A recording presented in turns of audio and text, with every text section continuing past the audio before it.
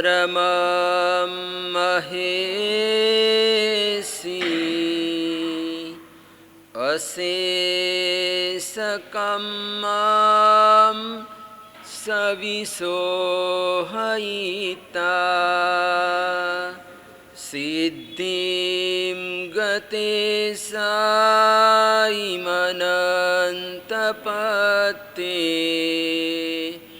नानेन शीलेन यदंसनेन।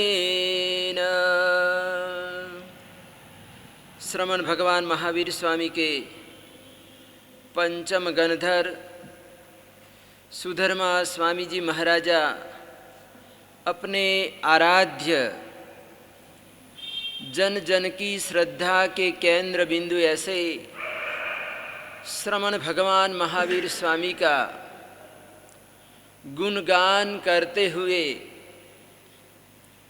इस गाथा में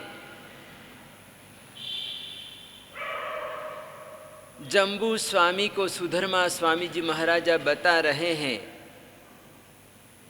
कि हे जम्बू,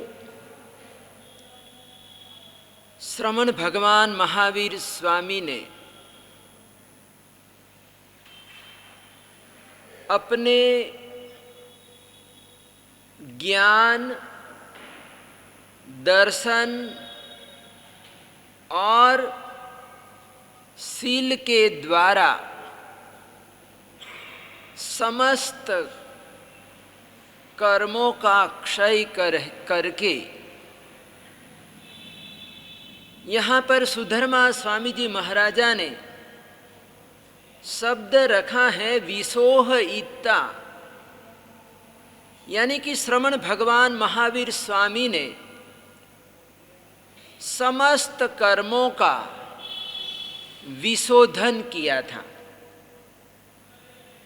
और समस्त कर्मों का विशोधन करके सर्वोत्तम ऐसी सादी अनंत परम सिद्धि को प्राप्त की थी। तो यहाँ पर सुधर्मा स्वामी जी महाराजा कह रहे हैं, जम्बू स्वामी को बता रहे हैं कि मेरे प्रभु भगवान महावीर स्वामी ने सम्यक ज्ञान, सम्यक दर्शन और सम्यक शील यानी सम्यक चारित्र के द्वारा समस्त कर्मों को क्षय करके अपनी आत्मा को विशुद्ध बनाकर विशोधन करके उन्होंने परम सिद्धि प्राप्त कर ली थी। और कैसी सिद्धि? तो कहते हैं कि सादी अनंत। तो ऐसी सादी अनंत परम सिद्धि को परमात्मा ने प्राप्त कर लिया था, भगवान महावीर स्वामी ने प्राप्त कर लिया था। तो यहाँ पर शब्द है परम सिद्धि, यानी कि श्रेष्ठ सिद्धि, जिसको हम कई शब्दों से उपयोग कर सकते हैं, कई शब्दों से हम कह सकते हैं। परम सिद्धि यानी श्रेष्ठ सिद्धि, सिद्धावस्था, मोक्ष आदि कुछ भी हम बोल सकते हैं। और इनके लिए हमारे यहाँ पर शब्द हैं। मोक्ष के लिए, सिद्धि के लिए शब्द है, बहुत प्यारा शब्द है, निर्वाण शब्द। क्या बोलते हैं? निर्वाण शब्द। यानी यहाँ पर तीर्थंकर परमात्मा के पंच कल्याणक होते हैं, 5 कल्याणक होते हैं। और हम जब परमात्मा की पूजा पढ़ाते हैं तो पंच कल्याणक पूजा, यानी आज हमने पार्श्वनाथ भगवान की पंच कल्याणक पूजा पढ़ाई, आदिनाथ भगवान की पंच कल्याणक पूजा पढ़ाई, महावीर प्रभु की पंच कल्याणक पूजा पढ़ाई, ऐसा हम कहते हैं, ऐसा हम बोलते हैं। तो 5 कल्याणकों की पूजा है। क्या है? 5 कल्याणकों की पूजा की जाती है, पढ़ाई जाती है। तो च्यवन कल्याणक, जन्म कल्याणक, दीक्षा कल्याणक, केवल ज्ञान कल्याणक और निर्वाण कल्याणक यानी मोक्ष कल्याणक। यानी हम क्या बोलते हैं? निर्वाण कल्याणक, परमात्मा का मोक्ष गमन होने पर हम मोक्ष कल्याणक बोलते हैं। तो यहाँ पर निर्वाण शब्द है। तो निर्वाण यानी कि आत्मा एक बार निर्वाण को उपलब्ध हो जाता है, निर्वाण को प्राप्त कर लेता है, तो फिर वापस संसार में नहीं आता। यानी हमेशा हमेशा के लिए वो जीवात्मा संसार से मुक्त हो जाता है। 84 जीवा लाख योनियों के भ्रमण से, परिभ्रमण से मुक्त हो जाता है। और ये जो निवास है, ये परमात्मा का अंतिम निवास है। ये कैसा निवास है? स्थायी निवास है। यानी एक बार परमात्मा ने निर्वाण रूपी आवास को प्राप्त कर लिया, स्थान को प्राप्त कर लिया, निवास को प्राप्त कर लिया, तो कहते हैं कि फिर जीवात्मा को दूसरी जगह पर निवास के लिए जाना नहीं होगा, दूसरे कोई निवास ढूंढना नहीं पड़ेगा। यानी एक बार जीवात्मा को ये प्राप्त हो गया, निर्वाण प्राप्त हो गया, तो जीवात्मा का ये अंतिम निवास है। क्या है? अंतिम निवास है। फिर वहाँ जीवात्मा को वहीं पर रहना ही है। और निर्वाण के पूर्व यानी किसी भी जीवात्मा का जब तक निर्वाण नहीं हुआ है, तो कहते हैं कि निर्वाण के पूर्व जितने भी हमारे आवास है, रहने के स्थान है, वो कैसे हैं? स्थायी नहीं है, अस्थाई है, नष्ट होने वाले हैं। यानी ये जो हम घर वगैरह बनाते हैं, अपना निवास बनाते हैं, कि हम कहते हैं कि ये मेरा घर है, कि ये मैंने घर बनाया है, ये मेरी कोठी है, ये मेरा बंगला है, ये मेरा घर है। लेकिन ये जब जितने भी ये जो निवास स्थान है, कोई भी स्थायी नहीं है। यानी सारे के सारे जो निवास स्थान हैं वो अस्थाई है, क्षण भंगुर है। क्या है? मकान के लिए भी कहते हैं कि ये क्षण भंगुर है। ये लातूर वगैरह, लातूर वगैरह में, कच्छ में भूकंप आया तो कहते हैं कि बड़ी बड़ी बिल्डिंगें जमीन में उतर गई। यानी मालूम ही नहीं कि यहाँ क्या था। यानी ऊपर पानी हो गया, क्या हो गया? मिट्टी मिट्टी हो गई। बड़ा मकान, बड़ी इमारतें कहाँ चली गई पता ही नहीं। यानी देखा तो क्षण भर में गिर पड़ी। क्या हो गया? गिर पड़ी। और एकदम कहते हैं कि घर के घर गिर पड़े। तो ये घर आज तक थे, यानी कल तक थे, और आज सुबह सुबह में ऐसा भूकंप आया कि भूकंप में गांव के गांव खत्म हो गए। क्या हो गए? गांव के गांव खत्म हो गए। यहाँ तक कि हमारे मंदिरों को भी नुकसान पहुंचा था। तो घरों की तो बात ही क्या करना, बड़े बड़े मकान, पक्के मकान, आलीशान बंगले भी नीचे जमीन में उतर गए, नीचे गिर गए। तो फिर कच्चे मकानों का तो पूछना ही क्या। यानी वो तो वैसे ही गिर गए, मिट्टी में मिल गए। तो यहाँ पर हमारे ज्ञानी महापुरुष कहते हैं कि ये संसार के जितने भी निवास हैं वो आज है, कल रहेंगे या नहीं। इसका भी कोई भरोसा नहीं है। यानी ये जितने भी कहते हैं कि ये जो ठिकाने हैं, जो हमारे आवास हैं, कहते हैं कि वो सारे के सारे भ्रामक हैं और एक कभी न कभी कहते हैं कि छूट जाएंगे। हमारे साथ ये हमेशा के लिए रहने वाले नहीं है। तो ये जो भ्रामक है, यानी ये जो हमारे मन का जो भ्रम है, इस भ्रम को तोड़ना होगा। और जब तक ये भ्रम नहीं हम तोड़ लेते हैं, वहाँ तक कहते हैं कि ये हमको अस्थाई स्थानों में रहना पड़ेगा, जिसका कोई भरोसा नहीं है। लेकिन जिस दिन हमारा ये भ्रम टूट जाएगा, यानी कि ये मेरा स्थायी निवास नहीं है, मेरा स्थायी निवास तो मोक्ष है, मेरा जो रहने का जो स्थान है वो तो सिद्धालय है। क्या है? सिद्धालय है। लेकिन हमको ये समझ में आता ही नहीं है, हमको याद ही नहीं आता है कि मेरा स्थायी निवास मोक्ष है। क्या है? मोक्ष में रहना है मुझे, वहाँ पर जाना है। यानी जैसे कोई लड़की होती है तो लड़की की शादी होती है, विवाह होता है,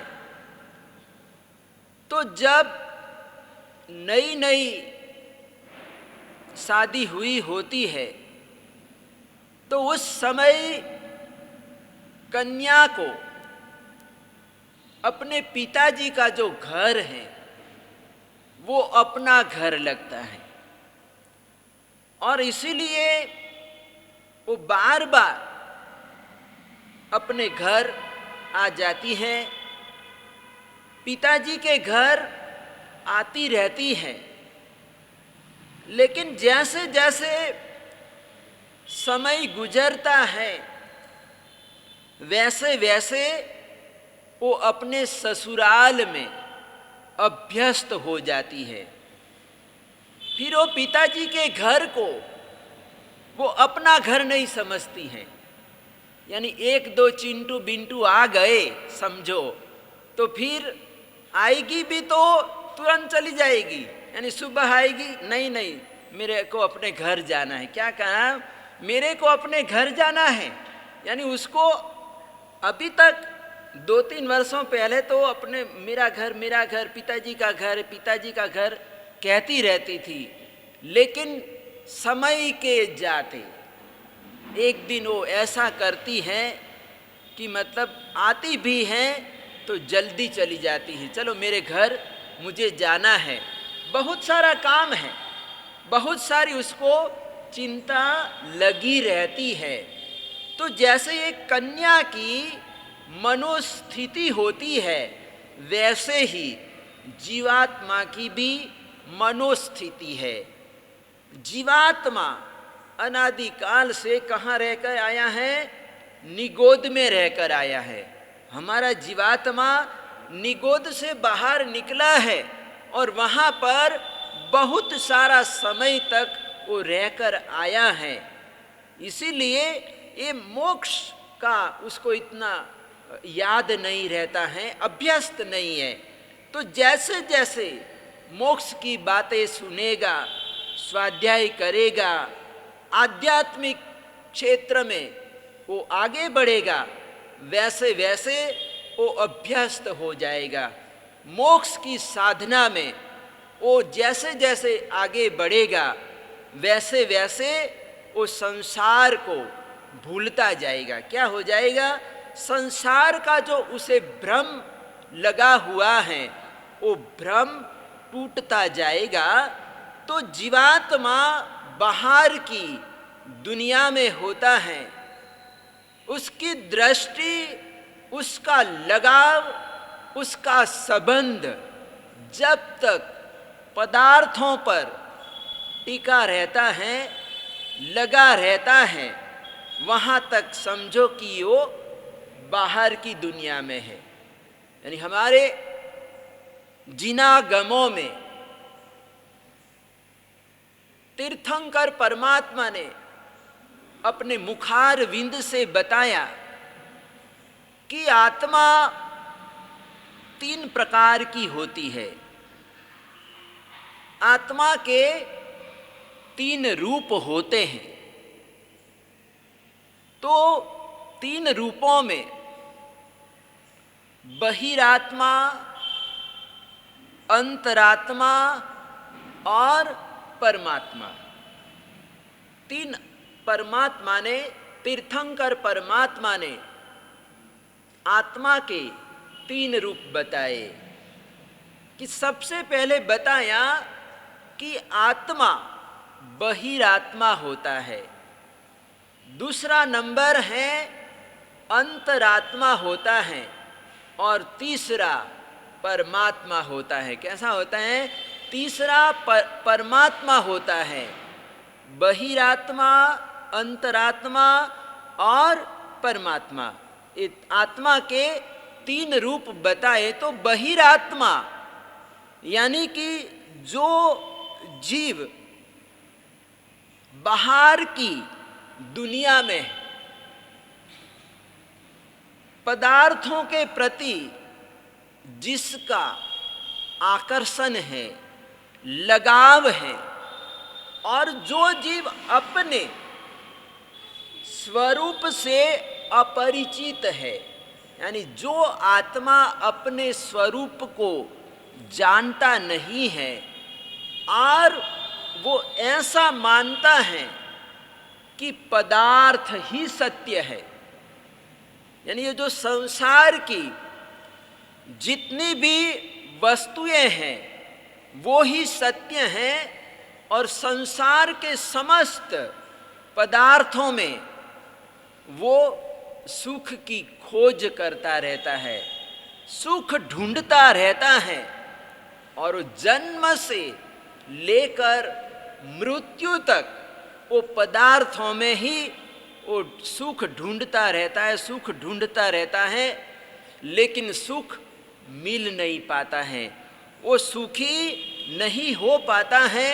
उसके लिए पदार्थ ही सब कुछ होता है, लेकिन पदार्थ को सब कुछ मानते हुए भी कहते हैं कि सारा सब कुछ उसके लिए अर्थहीन सिद्ध हो जाता है। तो हमारे यहाँ पर, हमारे भारत में, भारतीय संस्कृति में बहुत सारे दर्शनों का विकास हुआ है। यानी कि जितने दर्शन, जितने फिलॉसफी भारत में उत्पन्न हुई है, जितने दर्शनों का जन्म भारत में हुआ है, उतना और कहीं नहीं है। यानी पश्चिम के देशों में ये दर्शनों का इतना उद्भव नहीं हुआ जितना भारत देश में हुआ है। अलग अलग भिन्न भिन्न विचारधाराएं हैं।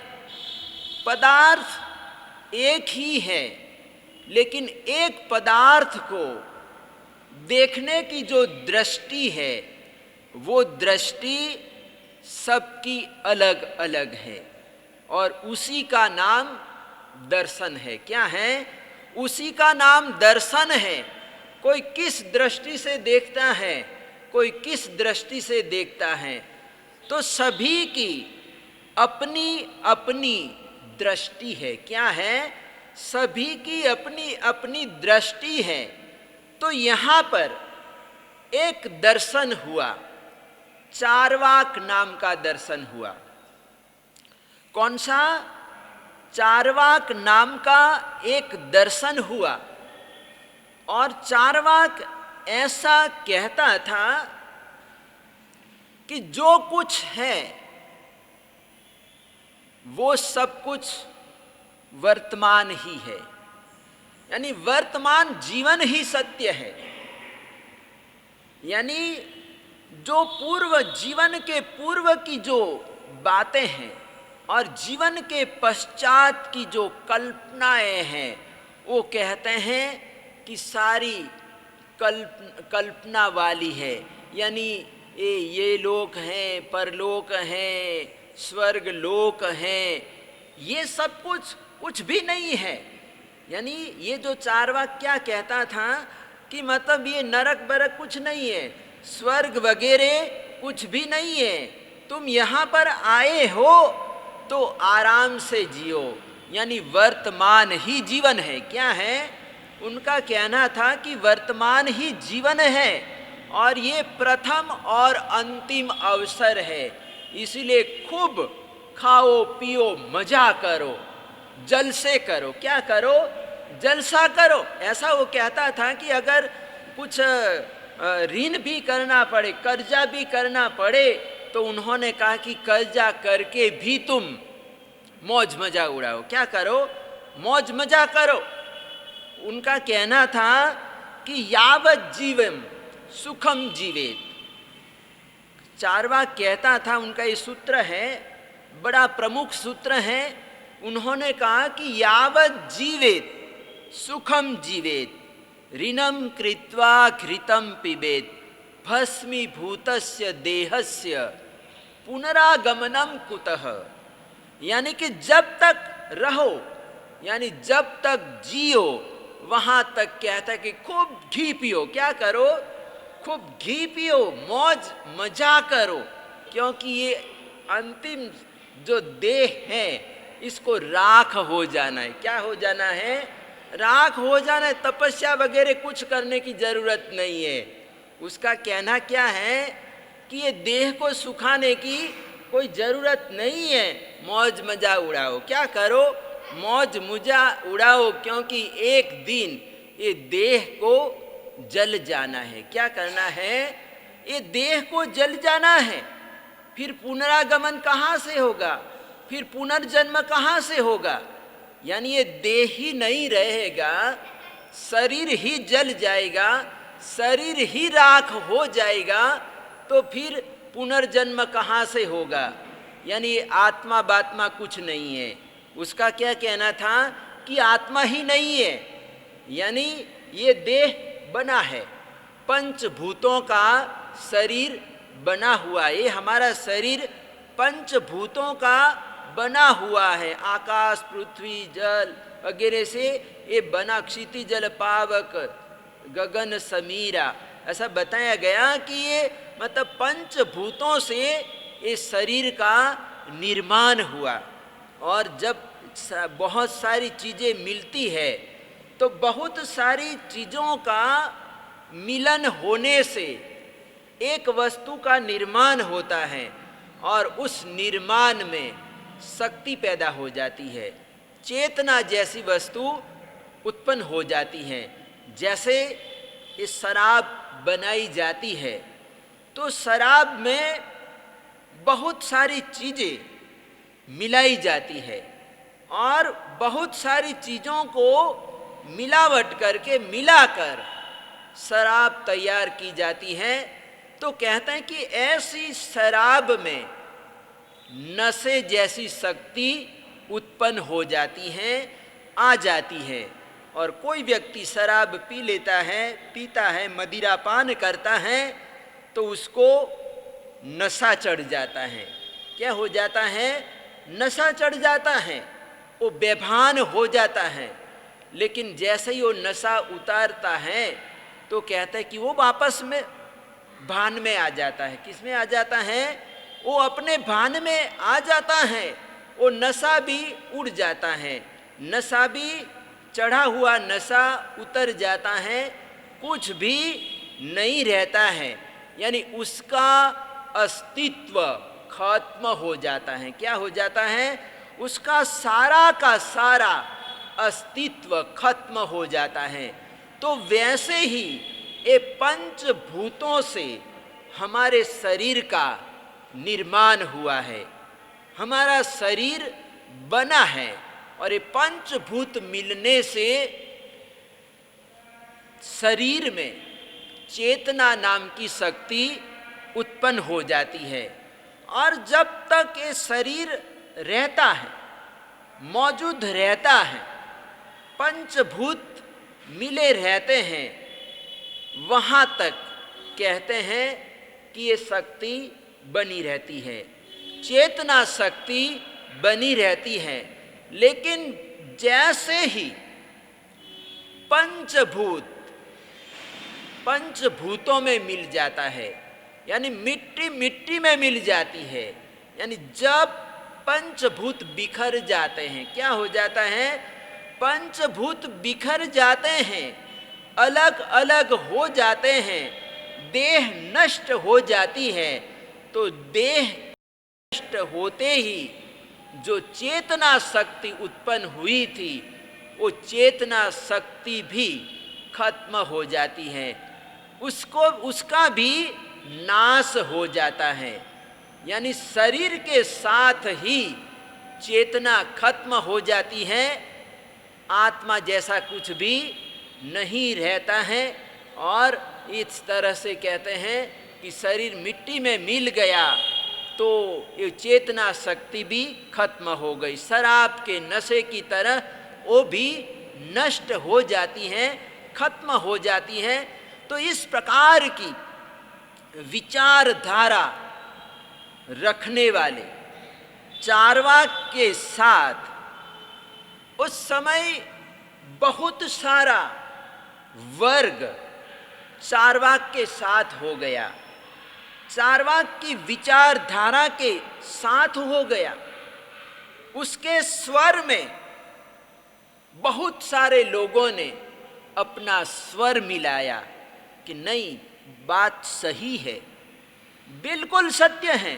इस प्रकार स्वीकार करने वाले लोग भी तैयार हो गए और इस तरह से कहते हैं कि उन्होंने प्रकाश को नकार दिया, यानी आत्मा जैसा कुछ भी नहीं है।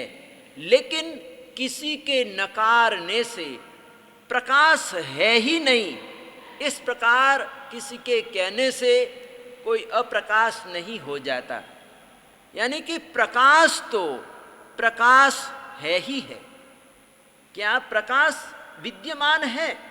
यानी प्रकाश तो रहने वाला है, सूर्य है तो है, आत्मा है तो है। यानी सूर्य कभी खत्म हो सकता है क्या?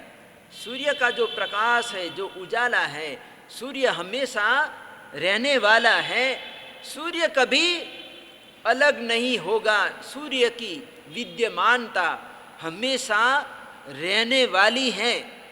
तो प्रकाश तो है ही है। अंधकार तो कहते हैं कि अंधकार है ही नहीं। अंधकार की परिभाषा हम करें तो कैसे करें? अंधकार किस चीज का नाम है? तो कहते हैं कि जैसे ही प्रकाश जाता है, यानी प्रकाश की गैर मौजूदगी में अंधकार होता है। यानी जैसे सूर्य जाता है, सूर्यास्त होता है, तो सूर्य के साथ ही प्रकाश भी विदा हो जाता है। तो प्रकाश के अभाव में जो बचता है वो अंधकार है। क्या है? प्रकाश के अभाव में जो शेष रह जाता है, जो बच जाता है, वो अंधकार है। तो कहते हैं कि जो बहिरात्मा है, जो बाहर की दुनिया में है, कहते हैं कि वो बहिरात्मा सत्य को असत्य मानता है। यानी आत्मा को असत्य मानता है। क्या मानता है? आत्मा को असत्य मानता है, यानी आत्मा है ही नहीं, आत्मा जैसी कोई वस्तु नहीं है। इस प्रकार से बहिरात्मा सोचता है। उसका कहते हैं कि आत्मचिंतन, यानी आत्मचिंतन के लिए उसके पास कोई विचार शक्ति नहीं होती है, उसके पास कोई अवकाश नहीं होता है। तो इस प्रकार से कहते हैं कि उसके चारों तरफ अंधकार ही अंधकार बना रहता है। तो एक बार कहते हैं कि स्वामी विवेकानंद ने अपने विचार प्रकट किए थे। ये स्वामी विवेकानंद के विचार हैं कि उन्होंने कहा था कि जो जितने भी अधिकांश आत्मा हुई है भारत में, जितने भी दर्शन उत्पन्न हुए हैं, विचारधाराएं उत्पन्न हुई है, तो यहाँ की जो विचारधारा है, यहाँ के जो दर्शन है, वो आत्मा को केंद्र में रखकर उत्पन्न हुए हैं, यानी कि आत्मा के इर्द गिर्द है। यानी यहाँ पर जितने भी महापुरुष हुए, तीर्थंकर परमात्मा हुए, अवतार हुए, यहाँ पर बताया जाता है भगवत गीता वगैरह में बताया जाता है कि यहाँ पर अवतार हुए हैं। क्या हुए हैं? अवतार हुए हैं कि यदा यदा ही धर्मस्य ग्लानिर्भवति भारत अभ्युत्थानम अधर्मस्य तदात्मानं सृजाम्यहम्।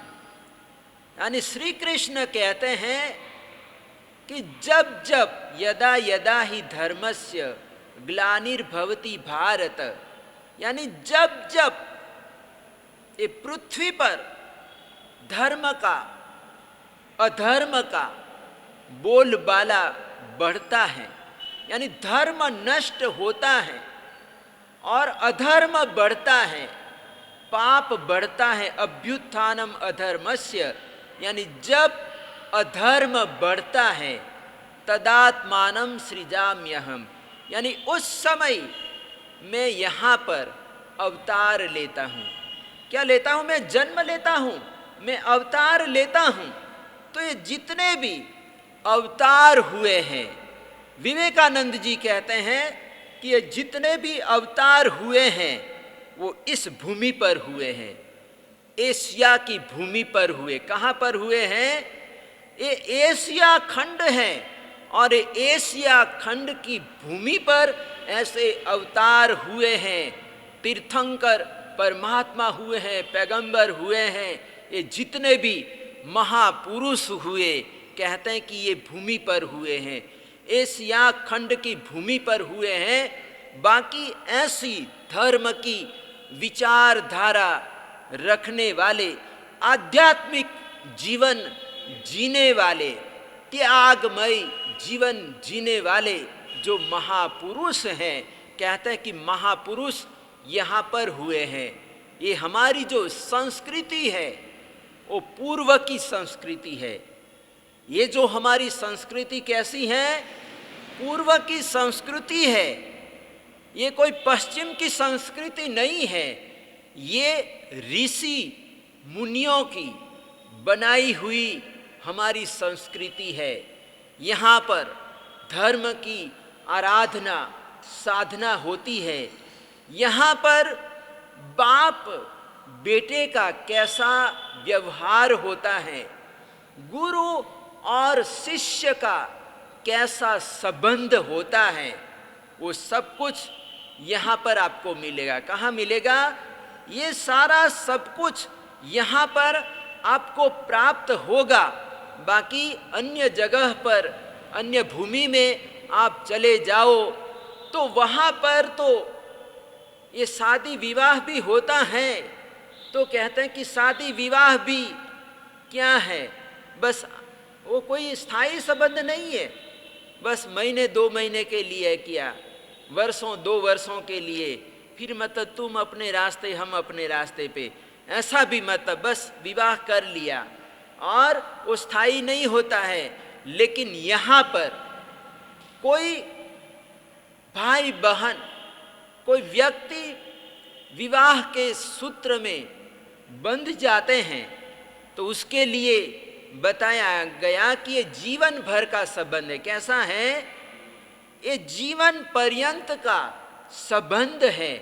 अगर कोई इसको तोड़ता है, जो बनाई हुई मर्यादाओं को तोड़ता है, उसका भंग करता है, तो उसको अच्छा नहीं माना जाता है। कैसा माना जाए? उसको लोग अच्छा नहीं मानते हैं कि शादी के बाद अगर कोई संबंध टूट गया, कुछ हो गया और व्यक्ति गलत रास्ते पर चला गया, तो मतलब उसको अच्छा नहीं माना जाता, क्योंकि यहाँ पर विवाह यानी कि सदाचार की सुरक्षा के लिए विवाह की प्रथा है। क्या है? सदाचार को बनाए रखने के लिए, सदाचार की सुरक्षा के लिए विवाह की प्रथा रखी गई है। विवाह के बंधन में हम बंधते हैं और इस तरह की यहाँ की मान्यता है। और इसीलिए हमारे महापुरुषों ने ये विवाह की भी बात की। कलिकाल सर्वज्ञ हेमचंद्र सूरीश्वर जी महाराजा ने, ये महापुरुष ऐसे जबरदस्त हैं कि ऐसे ऐसे उन्होंने बातें की हैं। उनके ग्रंथ पढ़ो, कुछ ऐसे ग्रंथ हैं, बीच में ऐसे टॉपिक आते हैं, ऐसे विषय आते हैं कि वहाँ पर कोई बहन पढ़ेगी, कोई स्त्री पढ़ेगी आचार्य भगवंत के ग्रंथ को, तो उसको लगेगा कि इन्होंने स्त्री की निंदा ही की है। क्या किया है? स्त्री की निंदा ही की है। इस प्रकार से उन्होंने वर्णन किया है। लेकिन फिर भी ऐसे महापुरुषों ने ऐसी बातें क्यों की होगी?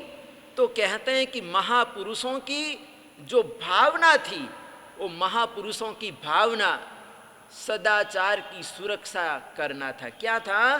सदाचार की सुरक्षा करना और किसी के प्रति कोई इतना व्यक्ति आसक्त न हो जाए, यानी पुरुष स्त्री एक दूसरे के प्रति आसक्त न हो जाए।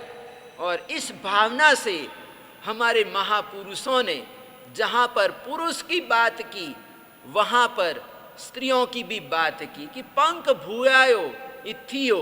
ऐसा 10वें कालिक सूत्र में बताया गया कि मतलब पंख भूयायो इथियो, यानी ये जो स्त्रियां हैं वो पंख के समान है। कैसा है? वो कीचड़ के समान है, ऐसा वहाँ पर बताया। तो इसका मतलब ये भी नहीं है कि स्त्रियां खराब ही है, लेकिन यहाँ पर बताने का मकसद क्या है कि व्यक्ति पुरुष नारी जाति पर आसक्त न हो जाए, उसका अनासक्त भाव बना रहे। इस भावना से महापुरुष ऐसा लिखते हैं। कभी कभी ऐसे शब्दों का, कठोर शब्दों का प्रयोग भी करते हैं।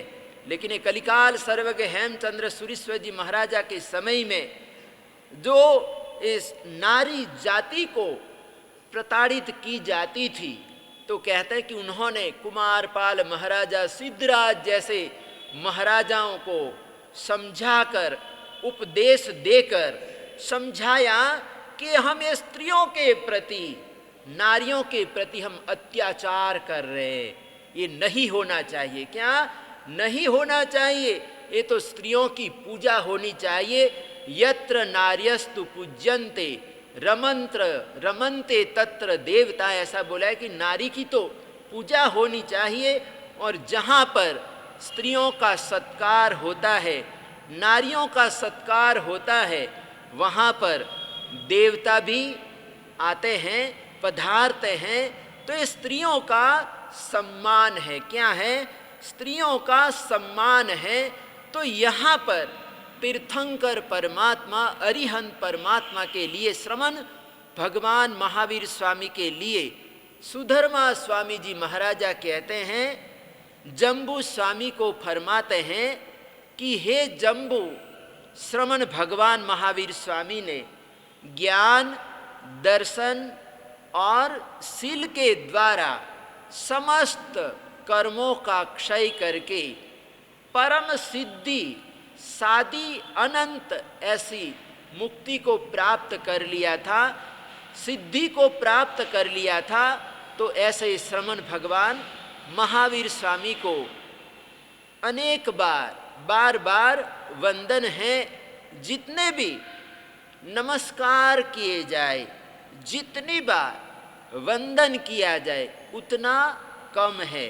तो आज हमने ये परमात्मा ने जो बहिरात्मा बताए कि बहिरात्मा कैसा होता है, तो बहिरात्मा बाहर की दुनिया में होता है, बाह्य पदार्थों में होता है और पदार्थों को ही वो सर्वस्व मानता है, सब कुछ मानता है। तो अब दूसरा रूप अंतरात्मा और तीसरा रूप है परमात्मा। तो अंतरात्मा कैसी होती है और परमात्मा कैसी होती है, आत्मा का रूप कैसा होता है, उसके बारे में हम कल देखें।